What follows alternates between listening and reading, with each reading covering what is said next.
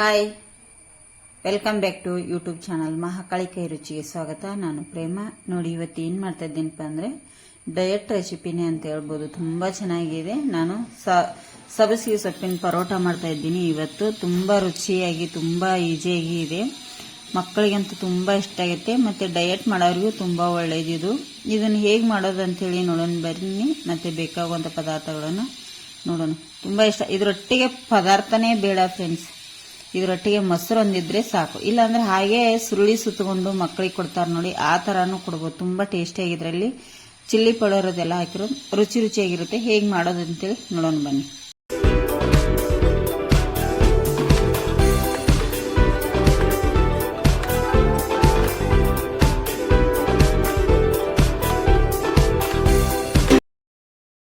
ನೋಡಿ, ಇಲ್ಲಿ ಗೋಧಿ ಹಿಟ್ಟು ತೊಗೊಂಡಿದ್ದೇನೆ ನಾನು.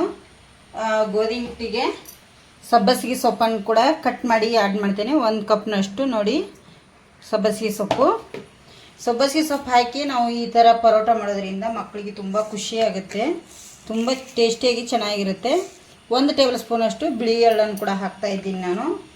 ಮತ್ತು ಸ್ವಲ್ಪ ಅಂದರೆ ಒಂದು ಅರ್ಧ ಟೇಬಲ್ ಸ್ಪೂನಷ್ಟು ಜೀರಿಗೆ ಕೂಡ ಹಾಕೋತಾ ಇದ್ದೀನಿ. ನೋಡಿ, ಒಂದು ಅರ್ಧ ಟೇಬಲ್ ಸ್ಪೂನು ಜೀರಿಗೆ, ಒಂದು ಅರ್ಧ ಟೇಬಲ್ ಸ್ಪೂನಷ್ಟು ಅರಿಶಿನ ಹುಡಿ ಕೂಡ ಹಾಕ್ತಾ ಇದ್ದೀನಿ ಇಲ್ಲಿ. ನೋಡಿ, ಅರಿಶಿನ ಹುಡಿ, ರುಚಿಗೆ ತಕ್ಕಷ್ಟು ಉಪ್ಪನ್ನು ಸೇರಿಸ್ತಾ ಇದ್ದೀನಿ.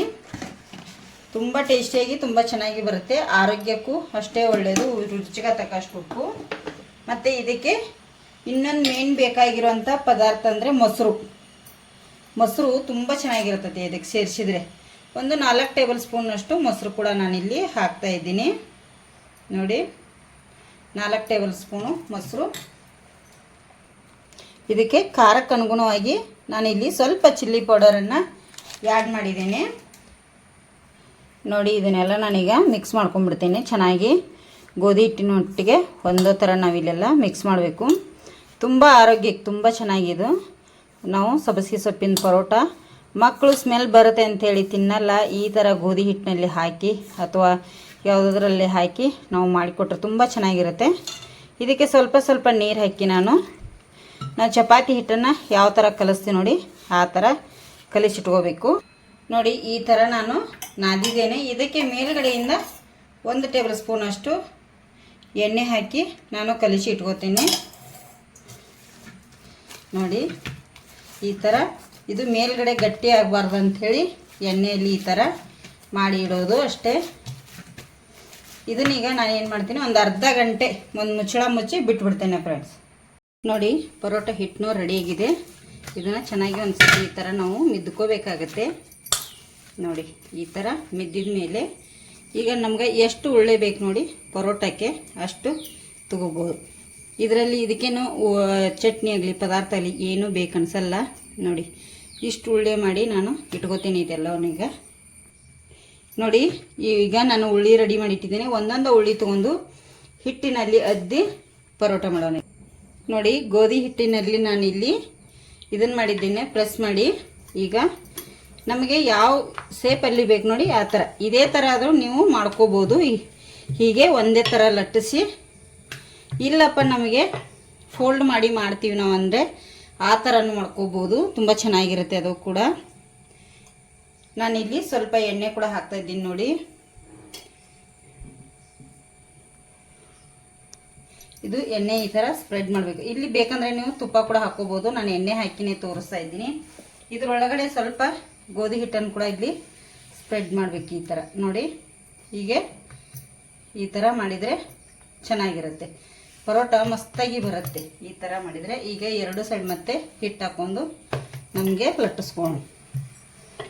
ಸಬ್ಬಸಿಗೆ ಸೊಪ್ಪಿನ ಪರೋಟ ರೆಡಿ ಹಾಕೋ ಫ್ರೆಂಡ್ಸ. ಇದರೊಟ್ಟಿಗೆ ಏನು ನಮಗೆ ಪದಾರ್ಥನೂ ಬೇಕನ್ಸಲ್ಲ, ಯಾಕಂದರೆ ನಾವು ಚಿಲ್ಲಿ ಪೌಡರ್ ಹಾಕಿರೋದ್ರಿಂದ ಏನು ಬೇಕನ್ಸಲ್ಲ ಫ್ರೆಂಡ್ಸ. ನೋಡಿ, ಈ ಥರ ನಾನೀಗ ಲಟ್ಟಿಸಿ ಇಟ್ಟಿದ್ದೇನೆ. ಇದನ್ನು ಬೇಯಿಸೋಣ ಬನ್ನಿ.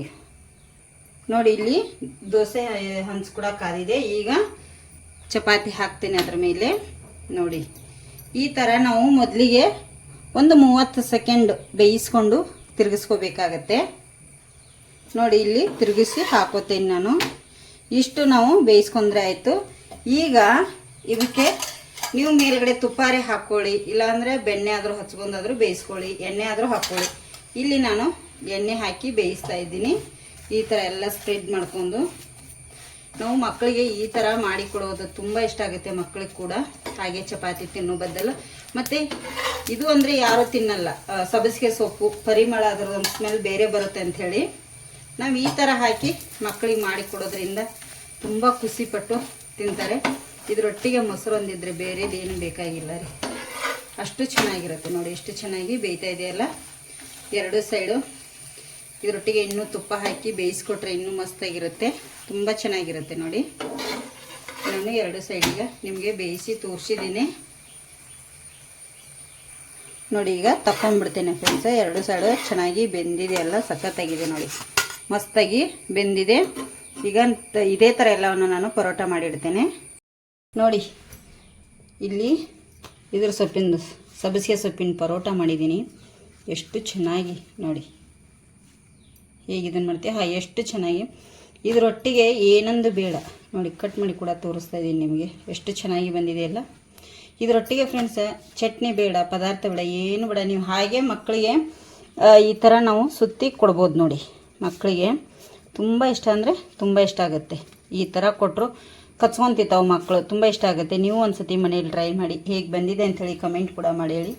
ಹೊಸಬ್ರು ನಮ್ಮ ಚಾನಲ್ ನೋಡ್ತಾ ಇದ್ದರೆ ಪ್ಲೀಸ್ ಸಬ್ಸ್ಕ್ರೈಬ್ ಮಾಡ್ಕೊಳ್ಳಿ. ಡಯಟ್ನವರಿಗಂತೂ ತುಂಬ ಚೆನ್ನಾಗಿರುತ್ತೆ ನೋಡಿ ಇದು ಸೊಪ್ಪಿಂದು ಪರೋಟ.